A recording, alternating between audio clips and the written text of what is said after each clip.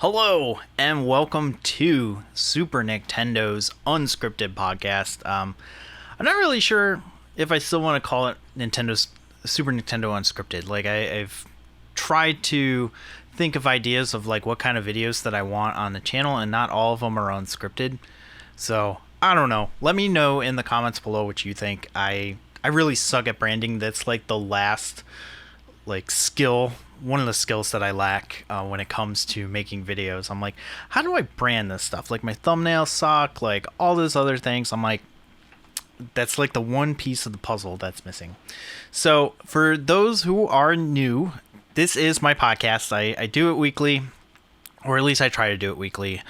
I'm not really 100% sure of like when I'm going to consistently post this. I think I posted the last video on Wednesday and it did pretty well. So today is Wednesday actually, so I'm recording it the day of. Usually I record a couple of days beforehand, but I have tried to figure things out, I guess, so to speak. So that's kind of like been my struggle. So this podcast is pretty much like any type of ideas that I have bouncing around in my head like a little ping pong ball. I have a couple of range of topics today, so I'm going to talk about like my game pickups, the last video's performance, and what I'm working on my main channel. And then I'm going to talk about my experience selling my games at Video Game Summit in Illinois this past Saturday. So let's just get right into it. We'll start with the game pickups. The game pickups, I didn't really get a lot. So it's kind of an ongoing theme in this channel that I have been trying to slim down my collection. Hence the reason why I'm selling things at the video game convention or eBay or whatever and stuff. I'm not selling 100% of it, but I have gotten to the point where I think that my collection has gotten as big as it's going to get, and it's important to take stock of what you have and what you can actually get rid of. I think that's kind of a hard discussion that a lot of video game collectors don't want to have, because they don't really want to admit that they've bought all this stuff and they haven't touched it in a couple of years. That's how it's been for me. I just have games that I just realized that they've been sitting since the day that I bought them. Years, 5-6 years, almost a decade now since I bought these games, that I've never even touched them. I used to give the excuse that it was because I just didn't have time to play them. And then I would eventually get around to it. That's actually the reason why I started Super Nintendo in the first place, was so that I could review the games that I bought and give myself an excuse to actually play them. And then the retro video game prices kind of like took over, and now I'm like actually playing video games about the same amount of time that I did before I even started the channel, which is not a lot. So I have been more in tune about like what I want to actually collect. So I like collecting LaserDiscs in my spare time. They are a cheap, mostly cheap, way to just collect old movies. I thought about collecting VHS tapes, and I have a VHS tape player, but I've come across some old VHS tapes that you cannot watch anymore, mainly because if you don't rewind the tape, eventually, like over time, the tape like sags, and it creates this slack and wrinkle where that tape has stopped. And so when you put it through a tape player, that it can take the slack and potentially just like eat the tape. So that becomes kind of an issue when you're buying old movies, because like I get it, like some people just want to display the VHS tapes, and I have a couple of them just for display, but you know, I still want to watch the movies, and I think watching them on an old CRT TV is pretty fun. So that's why I got the LaserDisc player, because the LaserDiscs, for the most part, they're anywhere from like $6 to $10 a piece. I've only paid like close to $100 for Mario Brothers, the movie, the Super Mario Brothers movie, and The Wizard. Those are the two most expensive ones. Oh, and then like the Star Wars trilogy, the THX trilogy on LaserDisc was like a must-have. I think those I paid close to $80 for all three or something like that. So it's not too expensive, but they are pretty cool to collect because they have let me just get the thing here. They have pretty much it's the record size. And so they have like 12-inch style of the movie artwork. And one of the cool things is that LaserDisc started to take off in the mid 90s, so a lot of like really good 90s movies are on LaserDisc, and in some cases the LaserDisc version of the movie is as close to the theatrical releases that you can get. So for example, like, you know, the THX Star Wars ones, that's the best quality legally that you can get before they added the special editions. There's a handful of other things that have changed, like Phantom Menace, the episode 1 version. That one is as like the VHS and the LaserDiscs are the only ones that are like the theatrical cuts. Every subsequent release of Phantom Menace has been changed over time. So like a lot of people don't remember, but like Yoda looked really jank because they used CGI on him, and then they eventually like changed him up to not look as like weird. But it is pretty cool, and I got 3 LaserDiscs recently. My friend Alex, he goes to thrift stores a lot more than I do, and so when he comes across some LaserDiscs, he lets me know, like, because he also collects them too. So if he finds one that he already has or something like that, he'll let me know, and then, you know, I can buy them from him. So I paid like, I don't know, $8 with tax on here. So I got Jurassic Park, which, I mean, look at that artwork on the thing. Like, I mean, just for the artwork alone, you know, it's essentially just like a record that's a movie and everything. I think this one has 2 discs, and that's like the bad thing about LaserDiscs is that you have to flip the disc over. My player actually can read both sides of the disc, so I don't actually have to flip it, but it does come with 2 discs, so you still need to like replace one of the discs, and I think luckily they have kind of planned it out so that way you're not like at the peak of like action and then you have to flip the disc or anything like that. So that's pretty good. I also got Speed, aka the bus that couldn't slow down. This movie is so much fun. I think this is like one of the very last like true like 80s action movies style, where it's like they come up with these catchphrases. Each character has like their own weird quirks and everything, and like they just do crazy stuff. Like they launch the bus over the freaking bridge that's out. Like it's, you know, it's a whole bunch of, you know, and then Keanu Reeves, of course, like he's still got like that surfer, you know, there's a bomb on the bus, you know, kind of thing. It's just an all around just like fun movie that, you know, I watch every so often. I also have it on 4K Blu-ray, which is even like, it's cool, but still to have like a 90s movie like that on LaserDisc is pretty cool. I'll probably have to make a video of my LaserDisc collection because I've gotten almost 100 titles by this point.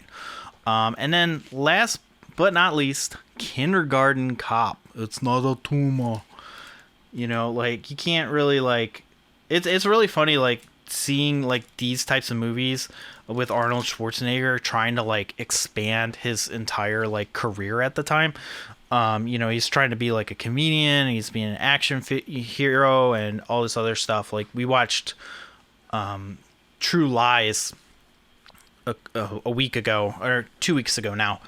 And it's still a lot of fun. Like these 90s movies are really cool, especially when you find them on LaserDisc, because a lot of times I've been realizing too is that you don't have a lot of these movies on stream too. So it's like, you know, people forget about these movies, and like if you kind of like go and like look at like what's trending right now and like what kind of like 90s movies are available, it's the the amount of movies that people actually like focus on, and the actual wide range of movies, it's very narrow. It's kind of the same way where like everybody obsesses about The Office, but like there were a ton of cool sitcoms that came and went while Office was running, but like everybody just focuses on The Office.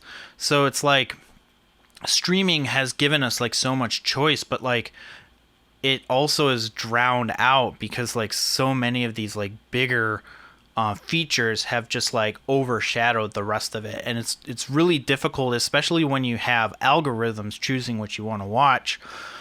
It's very difficult to like find new stuff that's related to you that isn't trying to be sold to you. So that's one of the reasons why I like collecting LaserDiscs. The only unfortunate thing is that some of them have like the ability to just like rot, just because of basically like how they're stored. These things do get really heavy when you start to like have them more than like I think 5. You start to get, you're like, man, these got a lot of heft to them, and like some people they stack them vertically, and what that does is that causes a lot of stress on the actual device, and so that can cause the actual movie to degrade. So that's kind of the when you talk about preservation, and everyone says like, oh, this is why I always do physical. As you grow with time, you have to trust that somebody like didn't store these in a garage where it got hot and cold, and the plastic degrades and everything. So I really enjoy having LaserDiscs around. They're a lot of fun. Again, like I think I'll do a video in the future about like what my LaserDisc collection is, because I just like them. Like, I mean, I found like a lot of random just like 90s movies that I've never even heard of that I just bought based off the cover alone because they were only like $1 or $2. The other pickup that I got, I'm not really going to show it, but it's a Nuon DVD player. If you aren't familiar with it, basically in the early 2000s, early aughts, Samsung came out with the idea to have like a DVD player and then have like expanded functionality and also play games, and they called it the Nuon player. And basically what this was is like, it was just like a platform that a lot of people can just like build their thing. Like mine is a Toshiba, and some other ones are Samsung and all this other stuff. But basically you can essentially have your own gaming system and a DVD player all in one, which doesn't sound really that interesting now because everyone's like, well, the PlayStation 2 plays games and DVDs, but the Nuon actually was announced first, and it actually prompted Sony, because the PlayStation 2 was just going to have a CD player at the time, and the execs at Sony were like, you need to put a DVD player in the PlayStation 2. And a lot of engineers were like, that's really going to make it expensive. And they're like, no, you have to put in a DVD player because, this is like where the market's going to go. And that essentially like is what, it was part of the reason, not 100% of the reason why the Nuon failed. But like, if you watch like Techmoan, he's like another YouTuber who does like specifically like older tech, and he just recently did a video on it, and it's like they didn't really like, there's not a lot of things that distinguish between a Nuon available movie and a regular DVD, because even like if you get a Nuon enabled DVD, you could still play it in a generic DVD player. So the way to like actually like distinguish why you should get a Nuon DVD player wasn't really that great. And plus, like, I mean, if you're not really looking at it, like, it just looks like a regular DVD player. I showed it to a friend. I was like, check out what I got. And he was like, you got a DVD player? And I was like, no, this little logo here. And he's like, so? Like, and that's kind of the one of the reasons why it failed. But I I might do a video on that. I looked up because people were like, "Oh, you should get Tempest 3000 for it," and I was like, "There's a copy going on eBay for over $200," and it's like, yeah, I like Tempest. I mean, I got the Atari swag and everything, but I don't want to spend $200 on it. You can, I guess, burn DVDs. So I think that's what I'm gonna do if I ever do a video on it. But it is a cool machine. I didn't even pay anything for it. My friend Alex, he's had it for a while. And I traded him some Star Wars action figures for it, so I didn't really pay anything for it. But I don't, outside of getting an adapter for a controller, because now they make adapters so that you can, because the Nuon official controller is also very expensive. But I think that's what I'm gonna do. I'm gonna get an adapter, maybe do a video on it, maybe not. I'm not really 100% sure. I'm not even sure if I'm gonna keep it, to be honest with you, but we'll see. All right, so I guess we can talk about this last video's performance. So I haven't really been posting videos too much. I am currently working on my Ouya video, and I expressed this the last time where I'm just been kind of struggling. I'm a little bit better now that I got the game convention out of the way, because I think that was really weighing heavy on me. And then also there's issues with my job too. I'm applying for a promotion and stuff, and it was kind of a really complicated process and stuff. And so it's something that I could only obsess about. So everything else, which is frustrating, because I feel then that I'm not really doing anything. And again, this is just a hobby, but it still is something that I want to be interested in, and I don't really want to just quit, if that makes sense. But anyway, I am still working on the Ouya video. I have some ideas of how I'm going to do it, and since it's an evergreen topic, I can kind of just push it back just a little bit and work on a Retronomics video. Retronomics videos are pretty easy to make for me. It's just that they're boring. Boring to make, not necessarily boring to watch. People really enjoy them, they look forward to them and everything. But it is one of those things where for me, creatively, it's not a thing.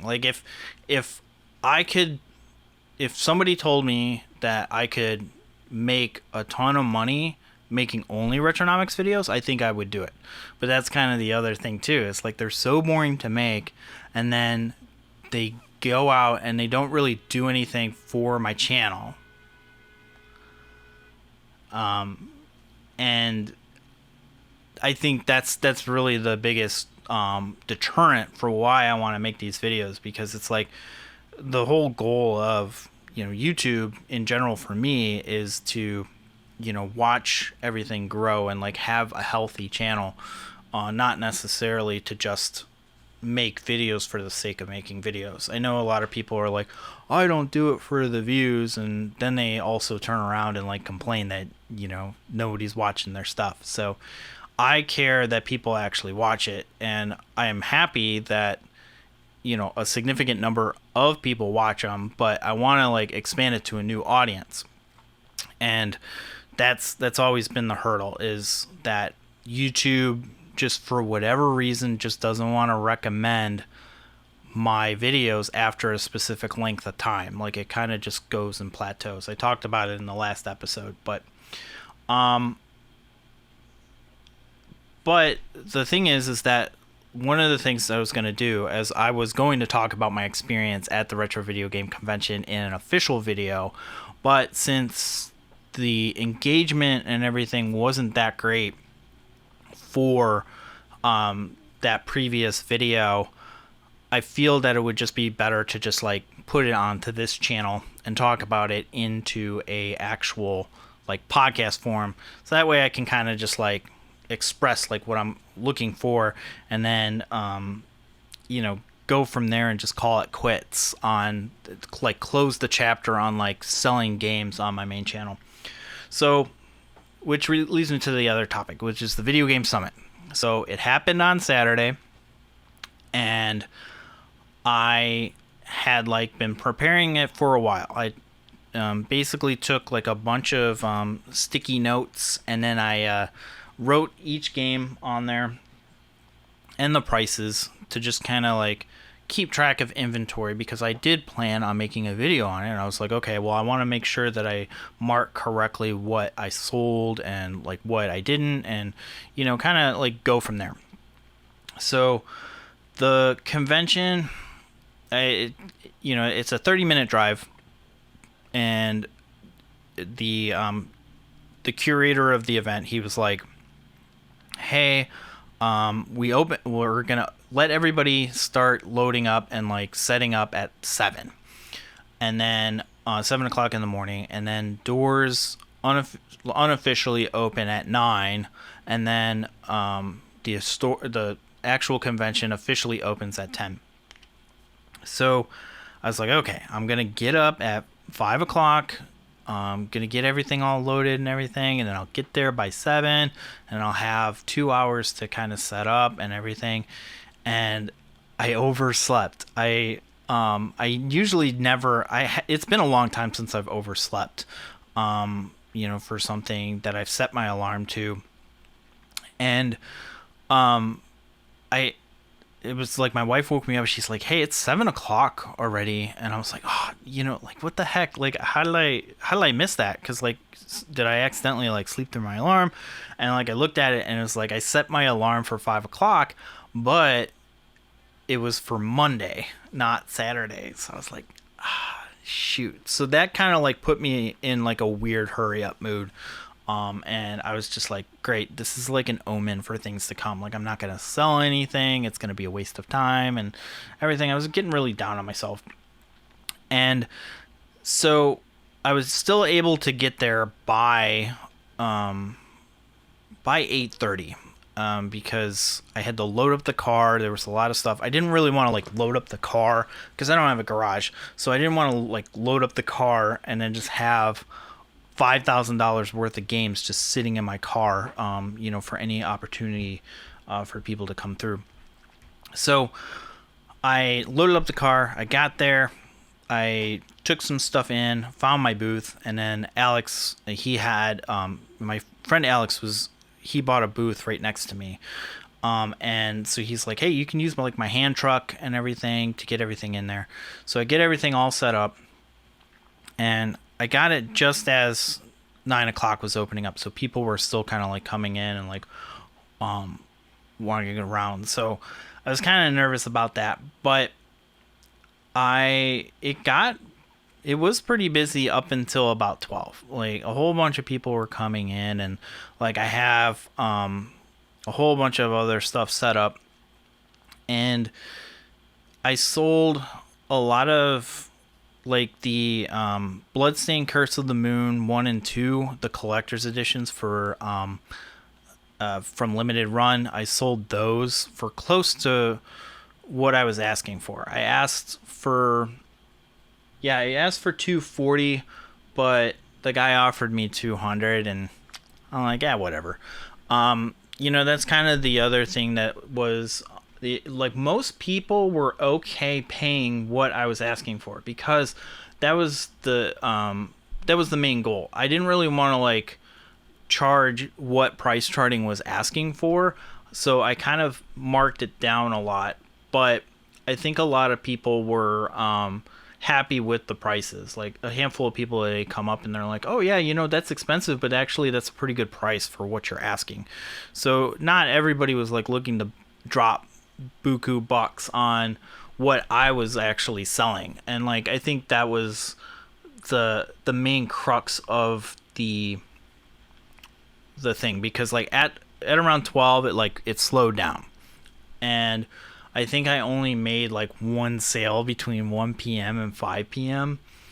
And like, there was one guy, he came up and he was looking at the double switch for the PlayStation 4, and he's like, oh, I like this game and everything, and he was looking at it, and I had it listed for $60, and he was just like, I don't know. I'll come back later. If it's still available, maybe I'll go. So like he came back like right around 4:30 or something, and he still looked at it and he still passed on it. So I think a lot of people were looking for, like, at least like what I had, people were looking for like older stuff. They were looking for PlayStation, NES, Nintendo 64, GameCube, and stuff that I didn't really have. So it kind of became like a bust. Like I thought that I would sell Ghostbusters for the Sega Genesis for $100, but no one touched that. The Keyboard Mania is like one that I really wanted to try to get rid of because it's like a super huge box, and no one touched that. Some of the PC games too, like I think I had them a little bit too expensive. I should have marked them down from 60 to 40, and then maybe like accepted like 20 or something like that, as like an offer or something. I probably could have moved them that way. It is interesting though, because it's like I had the Mega SG, which is Analog's FPGA Sega Genesis, and that one people didn't know what it was. Like I was kind of surprised, because like you live in your own little Twitter bubble, and you're like, okay, like everybody who you follow on Twitter knows what an FPGA solution is, but like when you have like somebody who isn't like chronically online like I am, they come in and they're like, what the heck is this thing? And like because I had it in the box and I had it closed off, and people are like, why are you asking $300 for this? So eventually like I opened it up so people could see what it was, along with the adapters. But no one seemed pretty interested in that, which was kind of surprising, but not at all like really super disappointing. I kind of wish I would have sold that. I did sell the Atari VCS. I am surprised that I was able to sell that. I had it listed at $200. The person talked me down to $180. It was like an older couple who knew like what the Atari VCS was, but they weren't 100% sure about like what they wanted to do. They kind of like they asked like me a ton of questions. They're like, "Is it brand new?" And I was like, "Well, I only opened it so I could show it off in a video. I haven't powered it on or updated it or anything." And so I hope that it worked for them, like, because I do see random reports that like if you don't really 100% know like what you're doing with the Atari VCS, it's really kind of a pain in the ass to set up. So I really hope that they were able to set it up. But I mean, $180. I think I only paid. That was the one that I paid $100 on from GameStop.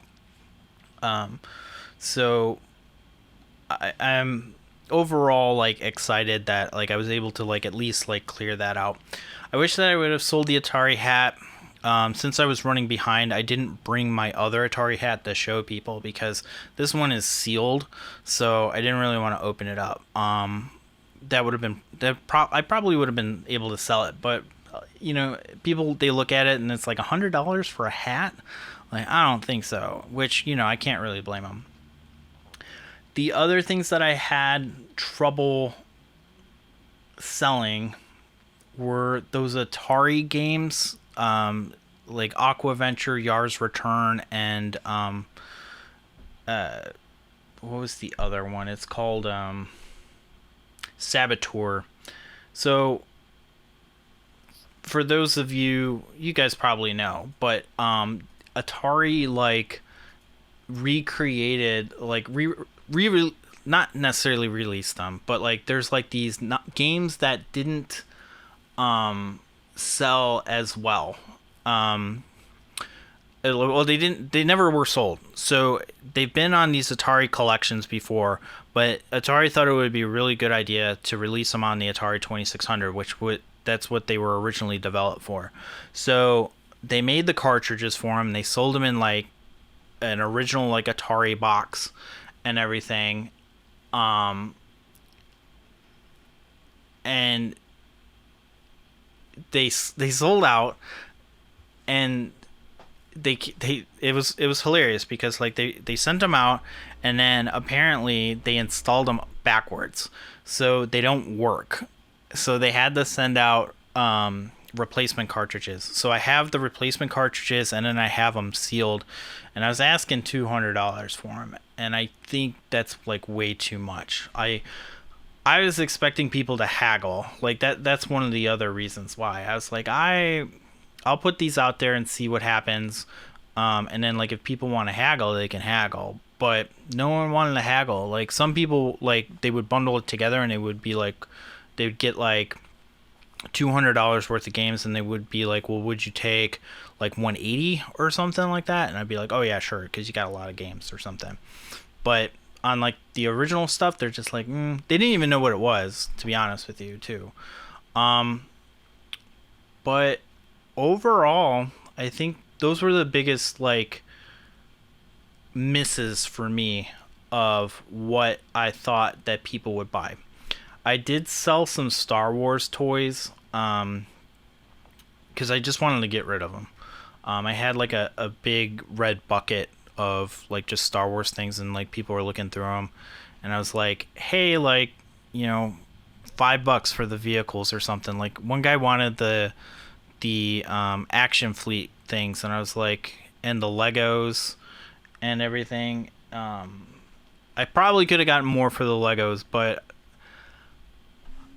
again, I'm trying to just like clear out some space, and the Legos I've had them for 20 years, and I think I only paid like $10 for them when I was originally get them. So if somebody wants to go ahead and flip them or do whatever, I'm okay with it. So he offered me like $40 for everything, like the Legos and the action fleet vehicles and stuff. And so, you know, those are gone too, and which is, you know, end of an era, but I'm glad that they're out. The Mortal Kombat fighting stick is another one that was a miss on. I thought that somebody might be interested in it, but like when I was walking around the convention, there were a lot more people with them. So I do think that those are one of those things that just like won't move.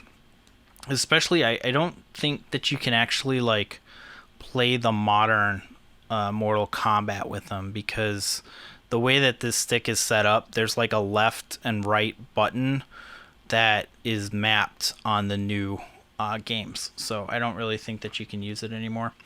But some of the Switch stuff sold. I sold Golf Story for $60. I sold the Jak and Daxter limited run game for PlayStation 4 for $120. I sold Metroid Prime Remastered for $35, even though I paid $40. But you know, I had an extra copy of it. Let's see here. I sold River City Girls for $100. That was what I was asking for. I sold Silent Hill 2 for... I sold it in a bundle. So, like, I think, like, all said and done, I think I got, like, $80 or $90 for it or something. And I was asking for $100. And it was interesting because I had Silent Hill 3, when Silent Hill 3 apparently is a little bit more money than Silent Hill 2. But it doesn't have the soundtrack. And so many people were like, oh man, and then they would open it up and it's like didn't have the soundtrack, and they're like, pass. Like, I was like, all right, I didn't realize that it was missing the soundtrack, because like if you look at, I think there's like two different prints of them. There's got to be two different prints, because like this one I found at a thrift store and it was in its original case. So like either it was like a rental or something, or like somebody just bought like the second running of it and it just didn't come with the soundtrack.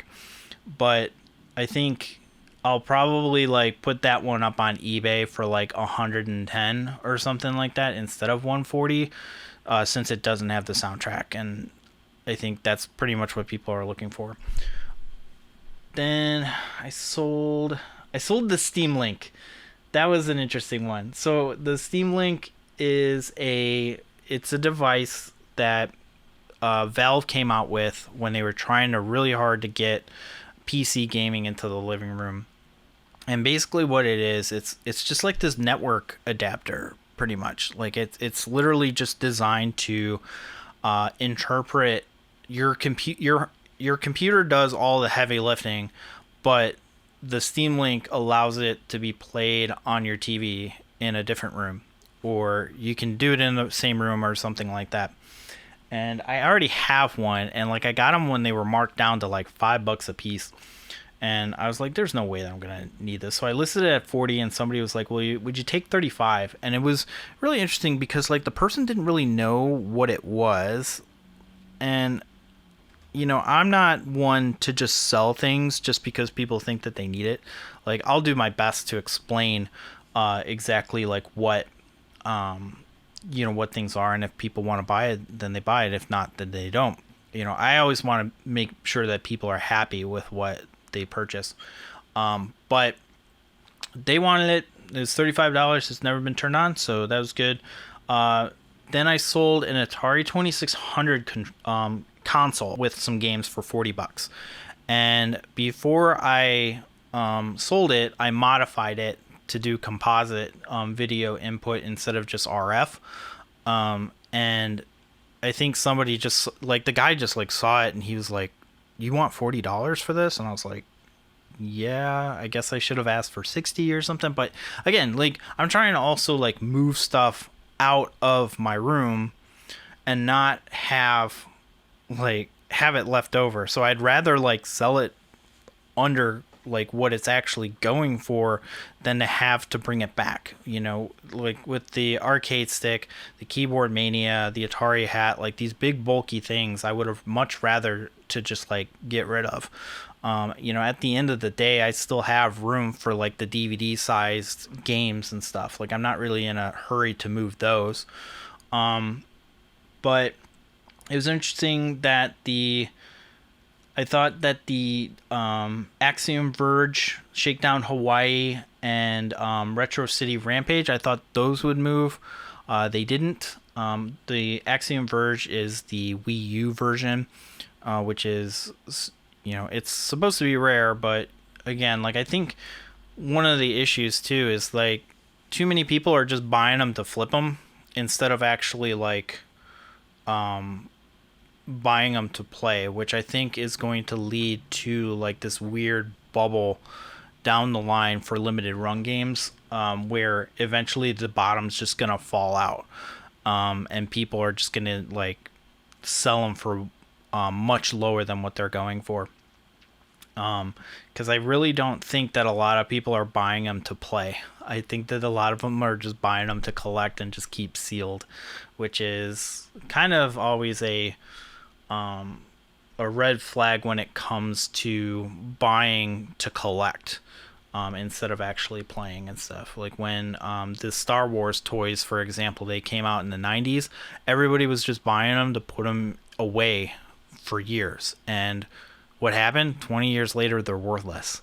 You know, it's because no one, you know, you can go into an old toy store and you can still find them, you know, on the peg for like $5 a piece or something. There's nothing rare about old like Power of the Force games from the 90s and everything. So I think that's kind of like a big a thing that's going to happen with limited run games down the line. I think you're going to have a handful of them that are worth a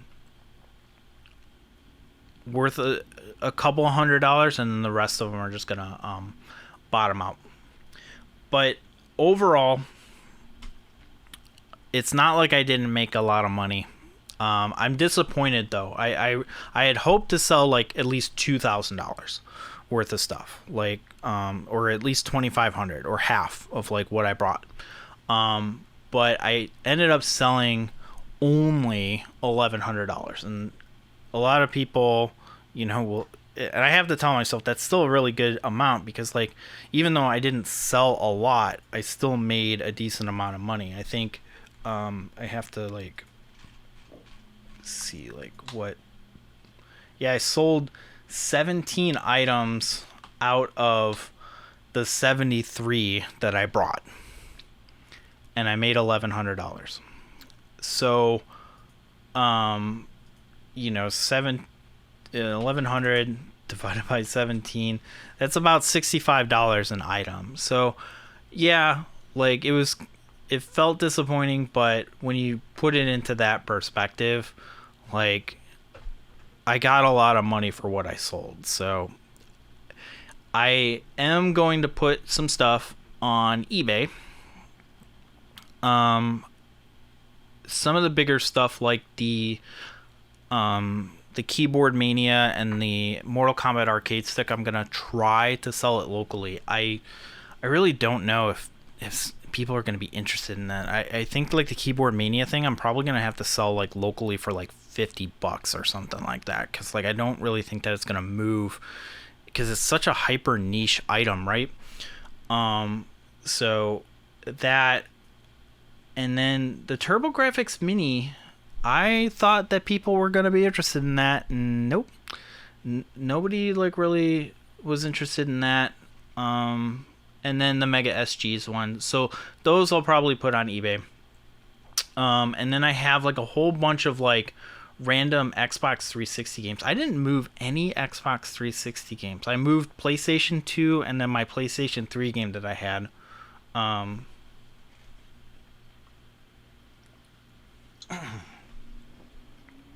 had Folklore that I found for like $3 that I sold for 40. I wish that I kind of had sold that at the peak of what it was, because I think that game was fetching a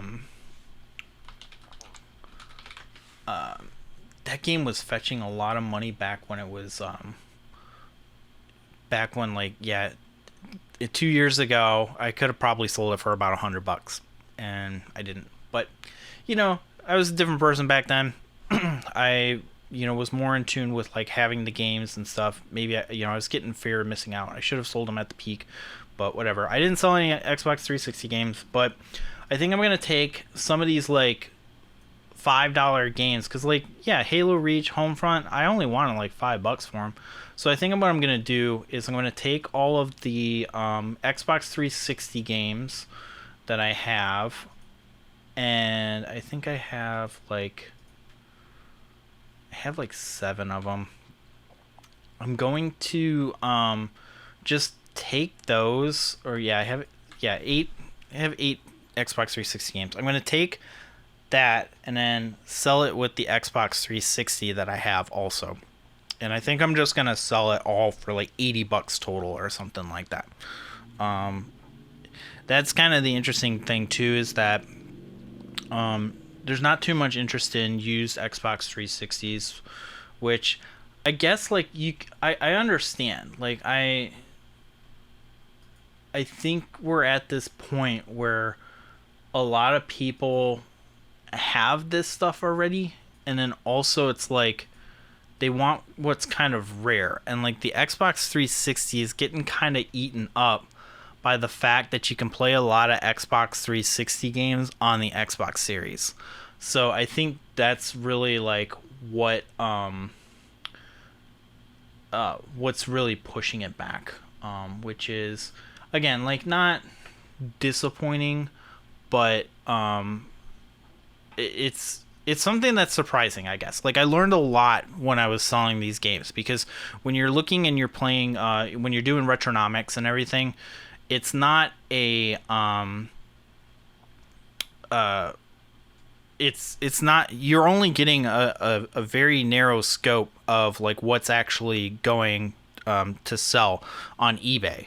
Like locally, a lot of people are just looking for a hyper specific amount of things. So I am going to throw them up on eBay. Some of the other stuff, like the more expensive stuff, like the Mega SG and the TurboGrafx, and I think the Ghostbusters game maybe, and some of the other things. I'm trying really hard to avoid eBay, because eBay, they like taking their cuts. Like two of the people, when they paid me via PayPal, like PayPal immediately showed me that they took like a 5% cut. and you're just like, ouch, like 5% for you guys to do like nothing, that sucks. But I get it. Like, people, like, a lot of people ask me if they took Square, and I think that's the other drawback too, is that I'm accepting cash, and a lot of people are buying on credit, and I think that I kind of missed out on that. And I think that that's also kind of like a concern for like collecting as is, right? It's like people are buying this stuff on credit. They're not 100% sure of like how much money they're actually spending. So I really do think that we're going to see in the next like 2 years, we're gonna see like an influx of games go back onto the market. We're already seeing some of this stuff. Like, there's certain things that I want to see, that I've been looking for a very long time, and then like suddenly like there's tons of copies available for it. For example, Jones in the Fast Lane was one game that I was looking for a long time, and then all of a sudden like 5 copies came up all at once, and they were, it's a race to the bottom. So I'm trying to sell while I still can. The Atari had to. I think I'll throw up on eBay, and same thing with those Atari games. But I don't really have anything else to add, but there is another game convention happening in October, but it's a little small. It's in Rockford, Illinois, and apparently like their inaugural convention was in 2019, and then the pandemic shut them down for the past 3 years. So, they showed like on their Facebook page, it was like 2019, 2020 canceled, 2021 canceled, 2022 canceled. So 2023 they're coming back. So I might sell there, I might not. It's in October. So, and that's kind of the other issue. It's like I had to bring everything back, and now it's like I have a stack of stuff just staring at me in the face. And so I don't really think that I can last 3 months, with that stuff there. And, I want to build a computer. I'm a third of the way there, which is nice, but we'll go from there. But all right, that's all that I have right now. I have another podcast idea, topic for next time that I really want to go to. I don't really want to like talk about like the news or anything like that, but let me know if you guys want me to talk about specific topics or something like that. I'm still kind of finding my footing, and I want to have guests on as well. I think that would be a fun time. Just once I get a little bit more confident in these podcast thing. But let me know what you think in the comments down below, and like the video if you're new here and you like what you hear or see. Give it a subscribe. Thanks so much for watching. I'm Nick, and I'll see you next time.